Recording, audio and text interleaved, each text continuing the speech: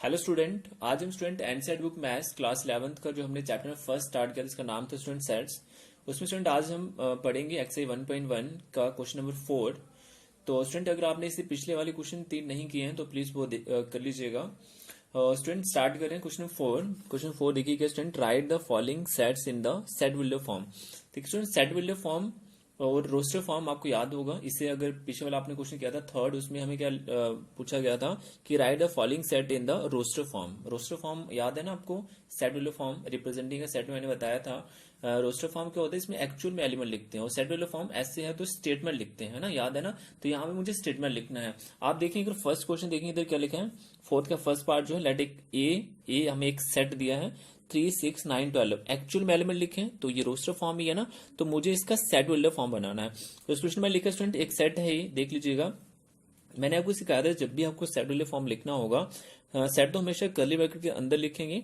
मैंने क्या लिखाया था, एक्स लिखना है और बीच में ये लिखना है सच दैट। इसके क्या रीड करना है आपको, such that x, such that x equal to मैंने लिखा है 3n। तो ध्यान दें स्टूडेंट, काफी इजी है। मैंने क्या लिखा है, 3n लिखा है। और वेयर ये जो n है ना, n किसको बिलोंग कर रहा है, नेचुरल नंबर को। स्टूडेंट नेचुरल नंबर का आपको नॉलेज है ना, मैंने ये भी बताया था, नंबर वाला वीडियो देख लीजिएगा। नंबर्स नेचुरल नंबर का नॉलेज होना चाहिए। नेचुरल नंबर 1 से स्टार्ट होते हैं, 1 2 3 4 5 6 1 तक है, ठीक है। आपको स्टूडेंट इतना पता है कि जो n है ना, ये नेचुरल नंबर है ना। ये जो स्मॉल n है ये आपका क्या है, स्मॉल n ले लेते हैं, ये आपका नेचुरल नंबर ऐसे 1 2 3 4 1 तक है, ठीक है। 1 2 3 4 1 तक। तो ध्यान दे स्टूडेंट, क्या है, मैं लिखा है एक्स इक्वल टू कितना है, 3n है। स्टूडेंट आप खुद थोड़ा ध्यान दीजिएगा, अगर n जो है नेचुरल नंबर को बिलोंग कर रहा है, पहले मैं अगर इसमें 1 रखूंगा, आप खुद देख लीजिएगा, 3 इंटू मैं अगर 1 रखूं, ठीक है, 3 इंटू मैं 2 रखूं, 3 इंटू मैं 3 रखूं, 3 इंटू मैं 4 रखूं। 3 इंटू 1 करें स्टूडेंट 3 आता है, 3 इंटू 2 करें कितना आता है, 6 आता है ना। 3 इंटू 3 करें कितना आता है, 9 आता है।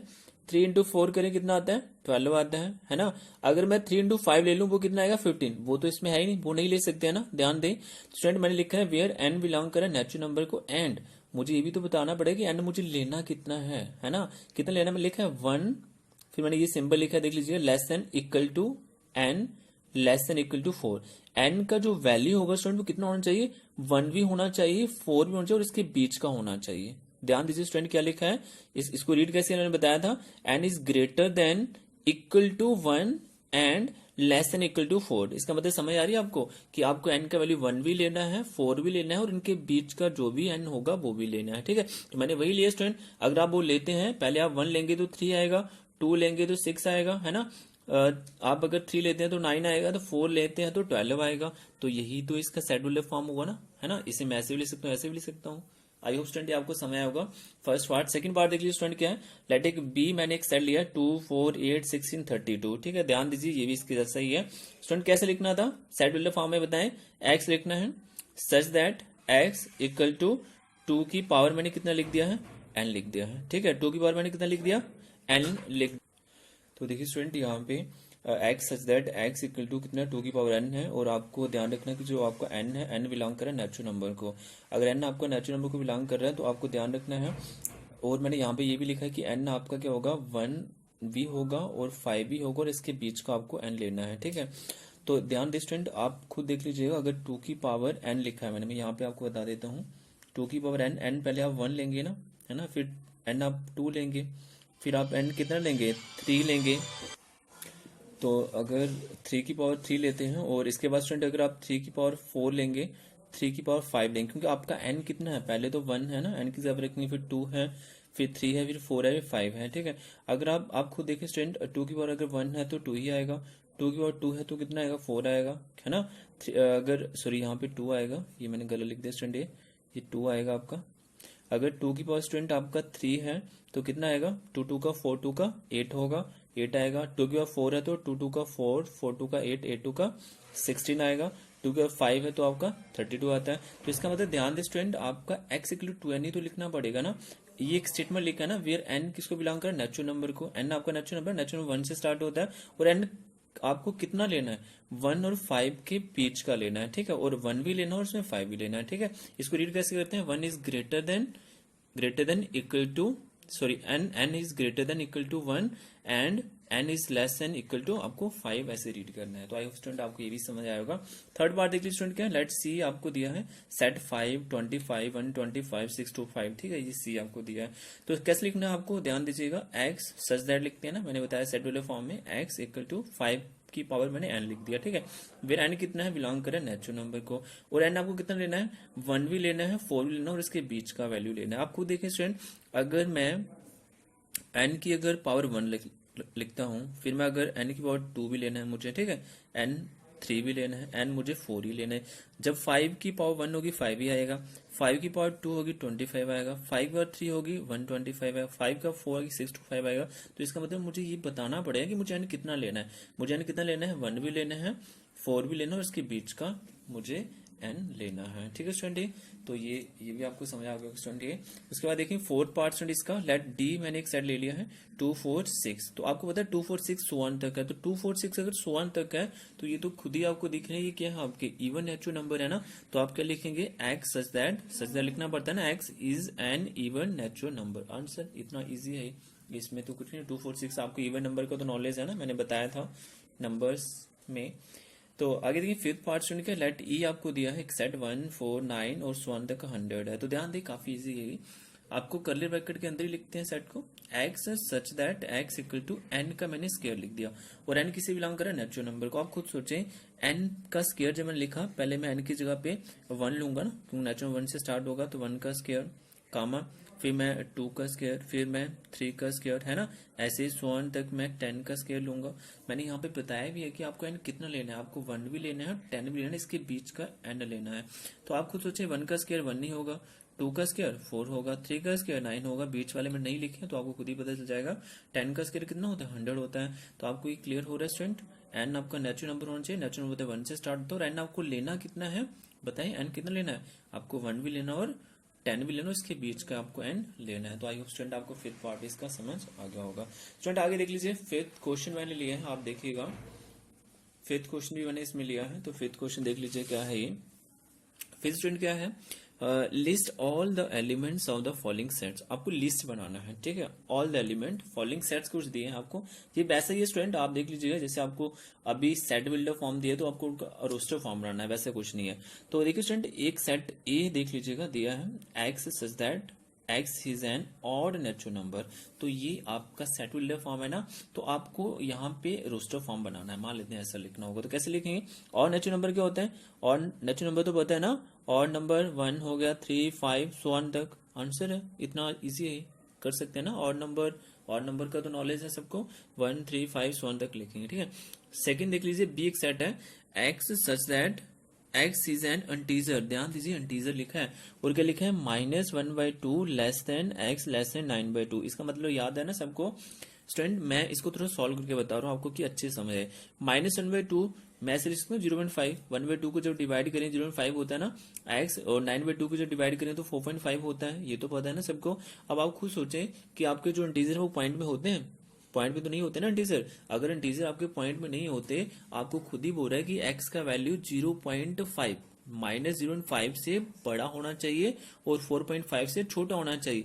तो 0.5 से अगर बड़ा होगा तो वो 0 होगा ना, 0 एक इंटीजर है तो लेना है आपको। दूसरा क्या होगा, 1 होगा, 2 होगा, 3 होगा और 4।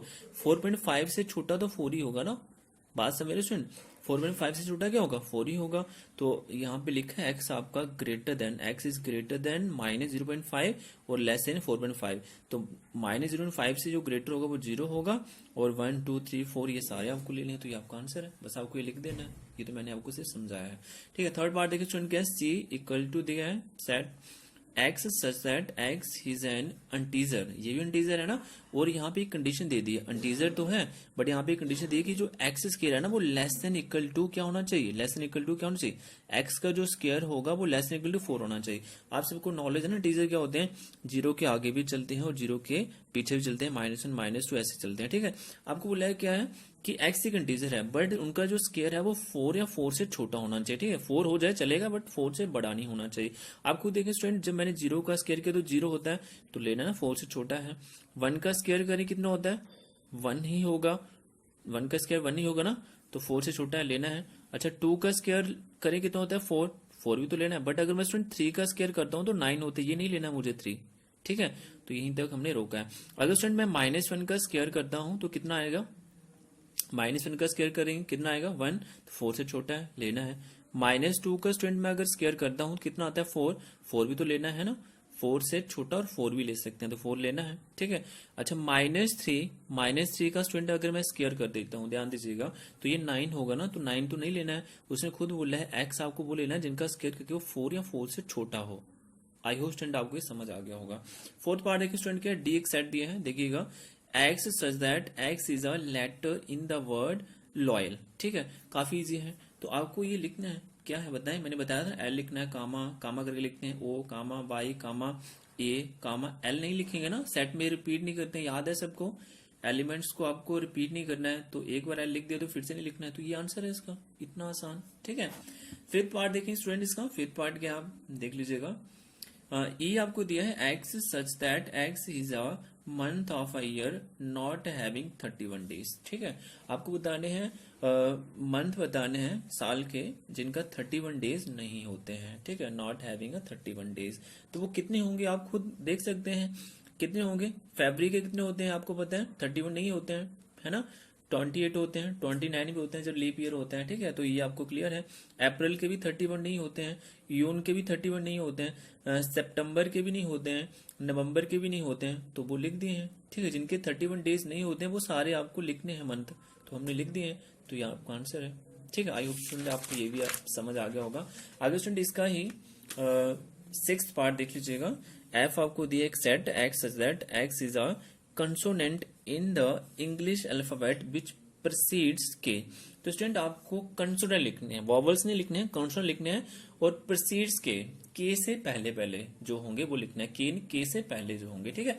तो देखिए स्टूडेंट ए मैंने नहीं लिया है क्योंकि ए आपका वॉवल है, उसने कॉन्सोनेंट बोला था, वो लिखने हैं, तो ए हमने इसलिए नहीं लिखा स्टूडेंट। फिर हमने ए के बाद बी लिखा है, सी लिखा है, डी लिखा है, फिर मैंने ई नहीं लिखा है क्योंकि उसने कॉन्सोनेंट बोला है, तो ई तो वॉवल है वो नहीं लिखना है। फिर एफ लिखा है, जी लिखा है, एच, फिर आई मैंने नहीं लिखा है क्योंकि आई एक वॉवल है, ठीक है। फिर मैंने जे लिखा है, तो के से पीछे पीछे तो यही होंगे, आपने लिख देना है, इतना ईजी है, ठीक है स्टूडेंट। इसका 6th क्वेश्चन भी मैंने लिया है, match each of the set on the left in the roster form with the same set on the right describe in set builder form। Student एक साइड देख लीजिए, क्वेश्चन काफी आसान सा है, सिर्फ आपको मैच करना है। एक साइड पे आपको ये रोस्टर फॉर्म दिया है, आपको क्लियरली पता चलेगा रोस्टर फॉर्म एक्चुअल में एलिमेंट्स लिए हैं, लिखे हैं, और ये सेट बिल्डर फॉर्म है, स्टेटमेंट लिखा है ना, स्टेटमेंट लिखा है, तो ये सेट बिल्डर फॉर्म है। कितना आसान ट्रिक बता दिया, आपको कभी नहीं भूलेगा ये। तो ध्यान दे स्टूडेंट, अब लिखा है पहले 1 2 3 6 कामा करके 1 2 3 6, तो ये आपको मैच करना है। तो आप मुझे बताएं x is a prime number होने चाहिए एंड डिवाइजर ऑफ 6, तो ये सारे प्राइम नंबर हैं, आप खुद देखें, आपका जो 6 है एक प्राइम नंबर है, 1 एक प्राइम नंबर है, नहीं है ना, तो ये फर्स्ट के साथ तो मैच होगा ही नहीं। तो x is an odd natural number less than 10, ये less than 10 odd natural number तो है नहीं, बीच में तो इवन भी है, तो ये फर्स्ट से मैच नहीं होगा। सी पार्ट से स्टूडेंट फर्स्ट मैच होगा, आप देख लीजिएगा, x is a natural number तो है ये, एंड डिवाइजर 6, और ये सारे नंबर 6 से डिवाइड हो जाते हैं। आप खुद देख लीजिए, 6 नीचे 6 लिखूं डिवाइड, 6 नीचे 3 लिखूं डिवाइड, 6 नीचे 2 लिखूं डिवाइड, 6 नीचे 1 लिखूं डिवाइड हो जाते हैं ना, तो ये जो फर्स्ट है स्टूडेंट सी के साथ मैच होगा, ठीक है।